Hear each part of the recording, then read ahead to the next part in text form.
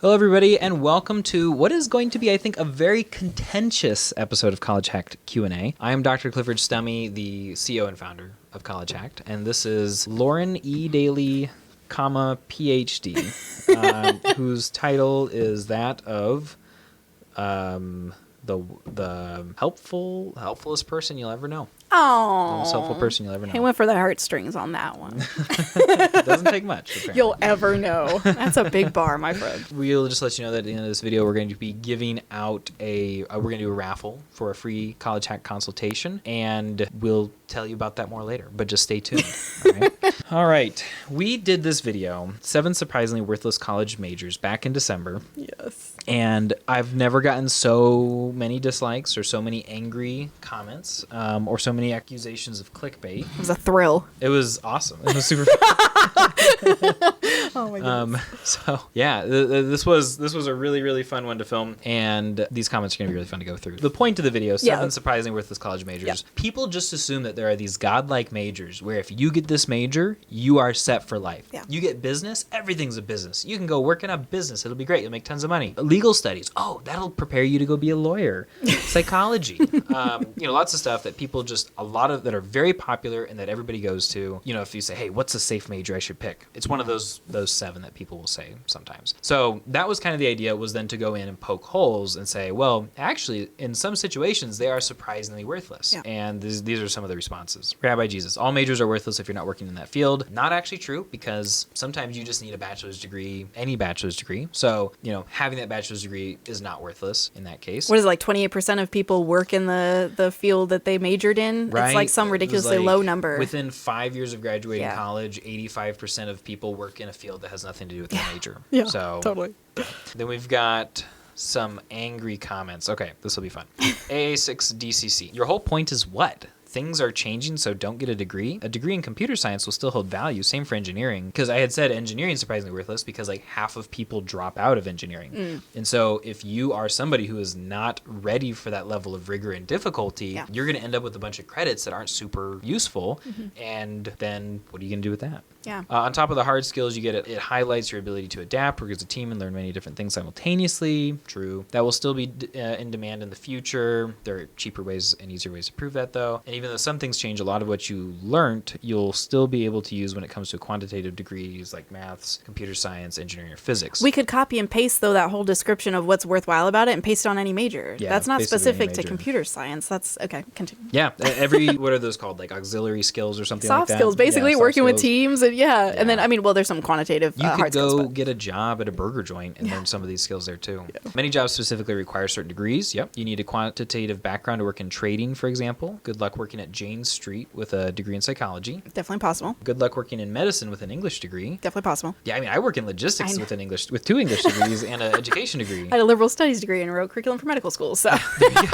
People use degrees as a way of checking your level, not just taking what you claim for granted. When you talk about SWE and engineering and start dropping keywords like AI, software engineering was SWE, you just made it clear you had no understanding of software engineering at all. Sure, some jobs in the past in software engineering didn't require degrees, but as you said with how competitive it is, having a degree gives you the upper edge. Sounds like you're agreeing with me. That's why most SWE have degrees, even more so nowadays. It's just an extra something to separate you from the rest, which I think is kind of similar to what I said. I think so too. Lauren literally worked at a tech boot camp where she helped people go and get jobs, and she helped me write that script. So if you want to get mad at somebody, get mad at her. I love it. Throw me under the bus. Here I am, a willing participant. But yeah, none of this sticks. Yeah. Vector Hacker R2. As a software engineer with 10 years of experience and a degree in computer science, I agree with number 7. So somebody who actually also knows what they're talking about, in addition to us, agrees. A software engineering degree is not enough for most jobs. And I think the point I had been making with software engineering is, if you just go get a software engineering degree and you hop in and you think this is the magic bullet that's going to solve everything. And you don't have the skills. And you don't have the skills, you don't have certifications that you might need for specific jobs, and you know nothing about AI, then it's going to be surprisingly worthless. So you will hard. be surprised by the amount of worthless that it is to you. Yes, I well said. Yeah. So thank you, Vector Hacker, for legitimizing there. Yeah. Raphael B8608. As a 44-year-old executive with global experience in finance and tech hiring across 5 continents, I believe this video sends the wrong message to young people. In the corporate world, a university degree is valued.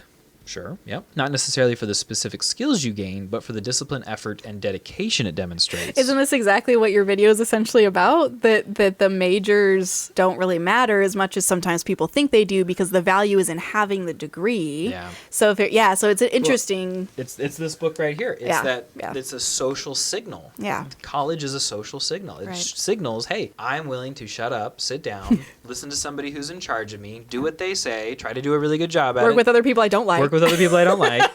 And I did it. So now that you know I can stick to something that is kind of annoying for 4 years, why don't you hire me? Yeah. And that is all totally true. And all 7 of those degrees still send that signal. I will say that, yeah. All 7 of those degrees, and they all qualify you for 85% of bachelor's level degree requiring jobs out there that don't require a specific degree. But they're all still surprisingly worthless. And also the message we want to send to young people is think twice. Think critically about whether you need a degree or not, because the old guard kind of says, hey, you need a degree still, because that's kind of what it was, right? When they grew up, when they were raising us. But our generation is different. Our world is different. And that's okay, but we have to realize that the world is changing and change with the world so that we don't get left behind. So yeah, and that was basically what I was trying to encourage, was cost-benefit analysis when you're looking at degrees and saying, hey, this engineering degree is going to cost a lot. Is the benefit going to be worth it? Right. Well, the thing that people don't know is there's more costs involved, and you have to check those costs to be able to get the benefit. Yeah. And a lot of students are not taught that. And if there's a 50% chance of dropping out of a program, but if you get through, it's great, that is something you have to do a cost-benefit analysis of. Like, if you know something about math, cost is less because you're more likely to pass. But if you are not a math person and everybody's telling you go get an engineering degree, and your high school guidance counselor is telling you go get an engineering degree, chances are much better you're going to drop out. Yeah. Definitely. Eric the Reddest. I work in marketing, and no one I know in the field is here on purpose. So, of course, none of them have a marketing degree. Also, everyone in marketing is also using AI now. If you're not, can we just say this? If you're not using AI yet for basic things in life, you really should start, because this isn't going to go away. And I'm not saying have AI write papers for you, but don't do that. Even as far as Googling, half the time now I go to ChatGPT to ask questions I would have formerly asked to Google and get such better responses. Verify that the sources are real and that everything that it's telling you is accurate, because sometimes it likes to make things up. We're still in that phase of the tech, but learning how to integrate and outsource some of the basic tasks that you do to AI is going to be so important in the workforce. The hiring is becoming so much more about, are you open to technology? Because our company is starting to adopt a lot of technology that you're going to have to use as a regular employee. So this isn't something that's only going to touch tech people or only going to change the lives of certain industries. It's going to change all of our lives. So if you haven't yet kind of started to dabble, start to dabble, because this is the time. I'm a little bit more of an old soul. I know he is. This is as much for him. To me too. Yeah, it's as much for me as it is for you guys. I just get so much joy and fulfillment out of summarizing long emails for myself. There are things that I feel better about using AI for, like anything that involves creating something. Yeah. If I send an email, I want people to know that I wrote it. Yeah. But I guess if it's something really boring and dumb, like just a work email, maybe that's not such a big deal. Well, in emails, it doesn't have to be emails. It could be summaries of long, things that you get. Or sometimes people send me emails that I open them up and I'm just stressed out. So I'll copy and paste it to ChatGPT and I'll say, tell me the action items. So what am I actually supposed to do here? What's the context? And then once it tells me that, I go back and read it less stressed out, because now I'm looking for the pieces that line up with what it told me. So sometimes it outsources effort. My biggest fear is just there's skills I really value having, like analytical skills, problem solving skills, that if I outsource this to ChatGPT, then those muscles in my brain get smaller, which is how brains work, which Oh, you look like, okay, yep, let me have it. Yes and no. I mean, this probably gets down like a totally, separate, this will be a podcast I've got someday, commenters coming at me, now I've got Lauren coming at me.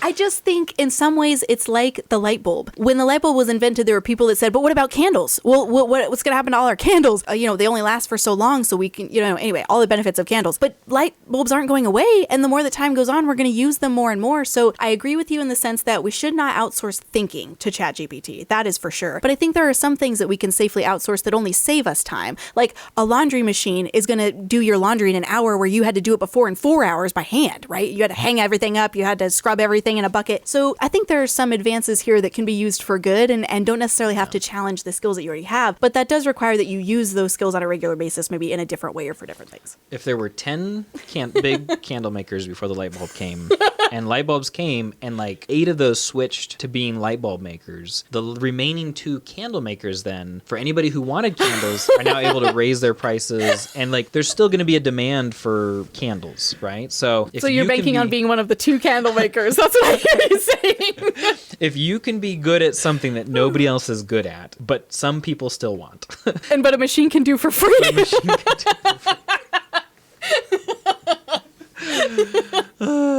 Yeah, no, that's a good point. I think we both have good points. That's what's so hard about it, is it definitely is a transition and it's not fully figured out yet. I just think we're trying to tell the future here. yeah, a little bit. We're sort of giving our opinions about where things are going, right? I just see here. I'll give you a real world example for my clients. We started using Fathom AI, and maybe I shouldn't call it out. I don't know. Free publicity for them, but they've got a free version where they, the AI logs onto your Zoom call and records it and makes an automatic summary of notes at the end of the call. For my sessions, that is so critical because there's so much that I'm throwing at you guys in the first 50 minutes that we meet. By the end of the session, most of the time people are like, okay, I'm going to need some time to, go back and review. And now there's a summary automatically. They didn't even have to take notes. So, stuff like that I think is just so helpful. Yeah. As long as AI is taking away the lame, boring tasks. Yes. Not the thinking or creating. Yeah. Yes. Yeah. So we agree I'm on that. More okay with it. Someday I'll get him to use some AI to help his life and his millions of businesses. Yeah. All right. El Potro 939. What about medicine? Do you recommend that career? And let me kind of gas Lauren up a little bit here.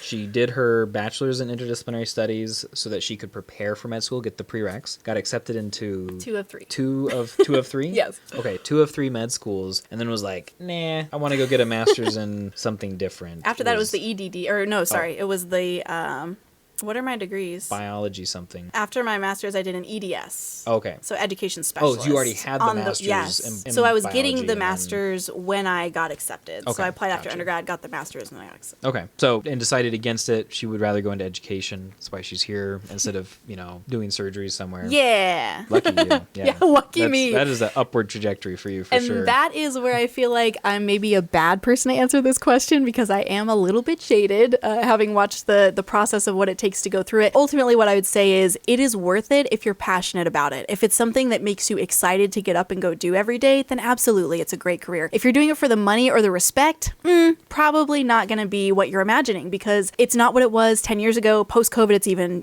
different than it was. Insurance is a huge problem. You just don't get the time with patients anymore in a clinical setting that you used to and that most like TV shows and different examples of what medicine is are based on. So the best advice I can give you is go do shadowing for many, many hours. Go shadow a doctor. You can sign up to do this. You do a background check, fingerprints, all that. And then they'll let you go and follow a doctor around in a teaching hospital and you can see them see patients. You can watch, what they do behind the scenes. So you get an idea of what their actual day-to-day looks like. Many times it looks like them not even having the chance to go to the bathroom because they're running from patient to patient trying to make enough money from reimbursement from the government to make everything work. So it's a lot of a broken system. But if you're passionate about it, and there will always be people who are passionate about it, you should definitely do that. What I realized for myself is that I could spend the rest of my life learning this content and still not know everything. And I just didn't really like that. I didn't like that there was no way for me to ever be what I would consider to be, an expert. There's just so much to know. I'd never know it all. And I would spend a lot of my time and resources learning that stuff to be a better doctor because I want to be good at what I do. And I want to do other things with my life. I'm not the kind of person who's academically super smart. I'm people smart, I would like to say. So because of that, it takes me extra work. And that just isn't the life I ultimately wanted for myself. So look at what you want from life. Look at what medicine would require from you as an individual and then decide whether it's worth it for you. Sounds like you're saying that I should have more patience with my doctor when they are an hour and a half late to meet with me. I will say I'm like the only person I know that doesn't even get mad when the doctor's like an hour and a half late. I just clear a day and I'm like, I'm going to be here for a while because I know how it works back there and they're doing the best they can, but it's not on them. Yeah. They could just let me know they're going to be late though. Instead of being like, oh, the doctor will be here in a minute. It's the like doctor will be here in a it's minute. like when your friend's like, I'll be there in 5 minutes, but they haven't left the house yet. They have such high hopes that they'll be there on time. They just are wrong. But yeah, they could probably let you know. The next video, whose comments we'll take a look at, 7 easiest college majors to graduate fast. Did we have some dramatic ones here too? Yeah, I think we did. Okay. So in this video, I basically tried to list out which college majors were the easiest. And then I said, hey, if you like difficult things, because first of all, there's no shame in getting an easy bachelor's degree. Yeah. Especially if you're using it to check a box to get into a career or to go on and get a master's degree, which I recommend finding a difficult master's degree. I prefer that. Yeah. I just think there's so much more to learn in your field of focus at the master's level. Then I, based on that, I said, if this is too easy, here's another degree that is similar but harder. Davian775, do people actually enroll in classes based on difficulty? I thought most people choose degrees based on money or what they wanted to do as a career. Oh, and yeah, totally. Backwards plan. What do you want to do as a career? How do you get there? But then I recommend to people, if I want to be at X, what's the easiest way to get there? Like, let's not make ourselves suffer for no reason. And a thing that a lot of people don't understand is that the majority of people who watch this channel are busy working adults in their late 20s, 30s, 40s, even into their 50s. And then there's other people too, of course. But that is the vast majority. And they don't have a bunch of time to go and sit around and philosophize and to try to get the most out of that educational experience because they've got kids, they've got jobs, they've got community obligations, they're married, they're trying to pay the bills. And yeah, it is a tough situation to be in. And so the reason I wanted to talk about the 7 easiest college majors was to say, hey, as long as this checks your box, this is a pretty easy major. I would consider it. I like that. Whitefire. So would it be a solid plan to aim for a master's in computer science or something more specific, but just do a bachelor's of IT? Because I think we had said IT is one of the easiest computer degrees out there. That's just quick to get. And if so, what major would fit that criteria? Yeah, I mean, I think a master's in computer science is a great idea. Yeah. And if you can get into it, if the one that you're looking at only requires a bachelor's of IT or a bachelor's of science in IT, then I think that's a great strategy. Yeah, most computer science master's degrees just ask for basics. So they'll say, have an intro to networking course, have an intro to, computer science course, have some background. So we're not taking you from 0 to 60 in a master's program. But other than that, yeah, IT is usually a really good jumping off point for various specializations in tech. So you could go into cyber from there. You could go into cloud. You could, lots of different specializations. But it gives you all kind of the pieces. And so you understand the ecosystem before you jump into something more specific. This question from Pete Spiek 9627. What are some jobs you can get with an education degree that didn't lead to licensure? Any job that says 85% of jobs. That's exactly what I thought when I put this in here. Yeah. Do you know of any jobs that are like, hey, we want a degree in education, we don't need licensure? I think really more it's just like a resume booster. Yes. Like if you wanted to go into a HR training program and you were able to go into the interview and say, yeah, I have taken 10 classes teaching in the classroom, so I'll be able to educate your employees, right? Yeah, I know training. I can help you design curriculum. I think it's more like just checking the box and maybe gives your resume a slight boost and then gives your interview a much bigger boost. That's awesome. Would that be? Yeah, I totally agree with that. I've seen a number of young women recently who one of the things right now is to be a trad wife because there's not as much of that anymore. So a traditional wife that kind of stays home and cooks and whatnot. And so I see a lot of clients now kind of in that category where these women are saying, I want to be a stay-at-home mom, but I want to have a degree also because I'm also concerned about myself as a person and advancing and that sort of thing. And education is sometimes a way for them to prepare to homeschool their children. And so they will do education for that sense, not really thinking about using it in the workforce. So there's a lot of ways you can use it. Yeah. And that's a great point. It's an awesome Personal. degree for like future homeschool moms or people who want to be involved in their community because everybody is going to need teachers somewhere, right? Yeah, And absolutely. Yeah, I think that's awesome. It combines so many different things. Now, the biggest problem with the education degree is that you're just not getting a lot of actual content that you're able to teach. You're just learning how to teach, not what to teach. Yes. So it helps to already know something else or to go and be willing to learn the other thing that you want to do to actually help people with. But a lot of times you can do education studies with a minor in and then, like say you're a homeschool mom or a homeschool dad, you can go and learn how to teach some best practices and then maybe you took extra classes in math because you knew that was your worst subject and would be the hardest for you to teach. Yeah. And now you feel more confident to teach your kids and say, hey, when it comes to math time, like, yeah, I already learned that. No big deal. Yeah, I like the liberal studies education degree at UMPI because it's basically that, a collection of classes that help you learn how to teach other people in an effective way, but then that huge open free elective section where you can pack lots of classes in the subject that maybe you imagine teaching. Yeah. That's great. Devin Rismay, if it is easy and fast, then do you think the degree will pay you a great salary? Nothing good comes fast and easy. Just saying. Nothing good comes fast and easy. Nothing at all. What about microwavable food? It's easy, it's fast. Is it good? Some of it. Well, some of it. Chicken nuggets are good. There's a You can reason we're microwave all chicken addicted to high nuggets. fructose corn syrup. It does taste good.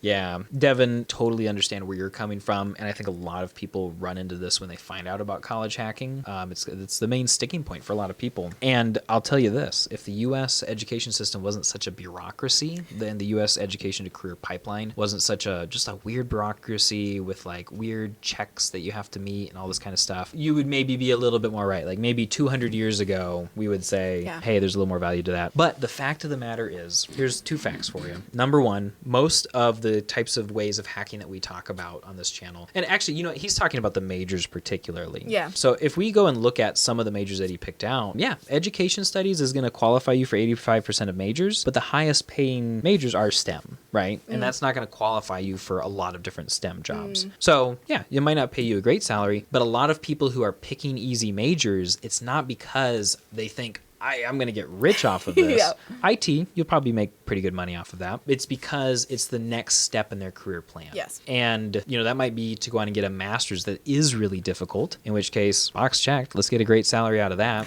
Sometimes it's to get a promotion at a job where they've already put in the work and the effort to get that credibility and that work experience. And then there's a lot of people who just have work experience, but they don't have this weird little checkbox, and their experience unlocks a lot of options for them. But that lack of bachelor's degree is holding them back. And so what I would say to you is just, if we were in a vacuum in the middle of space and all somebody had was a degree that was easy to get, yeah, just by the laws of supply and demand, you're not going to get, I mean, there's weird economic flukes that you have to watch out for too. There's always exceptions to rules. That's not going to qualify you for a quote unquote great salary, but we don't live in a vacuum, and there's a lot of other factors to consider. Yes, so well said. This comment just sort of misses half of the point, which is the degree, like Cliff said, it doesn't exist on its own. It's not just that you have this degree and that's all that you are. Hopefully, that's not all that you are. For most people, when they're going for an easy major, they need that piece of paper to put behind what they already know how to do. So they're just adding credentials to prove the skills that they already have. That's a totally different use case. So yeah, just kind of not quite the whole point. And I would go so far as to say, I think that that's something that separates us from other career and college coaches that are out there, is we tend to take a very holistic approach to this instead of just saying, you know, here's one piece of the puzzle, here's how to go do that or get that. For us, it is, we have a lot of experience in advising people in actual careers and then in fitting the college hacking piece into that. Because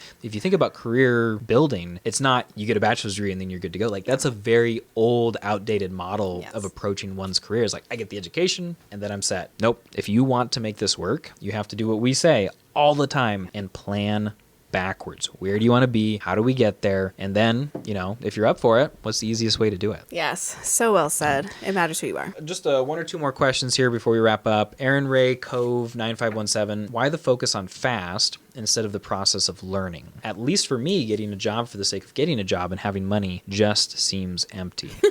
Yeah, that's super valid. Like, if you want, if it's all about learning for you, go learn. That's awesome. Knock yourself out. I think the way where we kind of part paths here is just that there's a lot cheaper ways to go and learn than a college degree.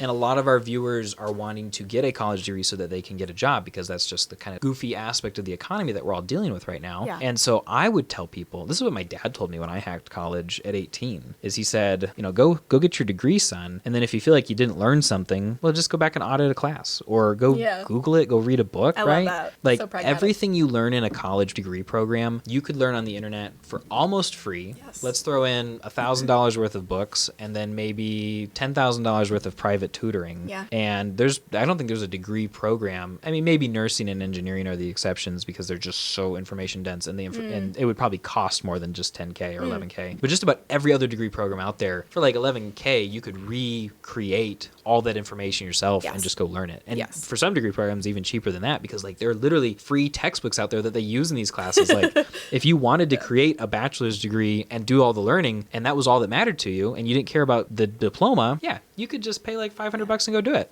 For sure. Remember that this wasn't always true. This is what has changed in the last 20 years. We didn't used to have the entirety of the world's knowledge at the tip of our fingers, right? Like, now even most other underdeveloped countries have smartphones. That's how far we've come. So the access to information is incredible, and the universities and colleges are no longer the gatekeepers. You can learn, and that can be different than getting a degree. Those things have almost been decoupled for the most part. The value in a degree now is in having it. It's not necessarily in the learning anymore, which is sad, and there can be lots of feelings about that, but that's kind of the environment that we live in right now, and maybe that'll change. But at the moment, learning is something that might go along with your degree, or it might be something you do outside of your degree, and both of those are okay. And while colleges and universities no longer gatekeep knowledge, they still gatekeep that checked box of a diploma to be able to go and get a job that frankly, most people should be able to just get that job and don't need the information. Like, you could replace a bachelor's degree with 3 weeks of on-the-job training, and you'd be just as prepared as lots of other people. So, that is where we're going to go ahead and wrap up. Thank you guys for all the great comments and questions, for being part of the conversation. Thank you, Lauren, for being on. As always, our raffle this week, needs-based on the honor system. Let us know why you need a consultation, what it would mean for you, and then tell us your favorite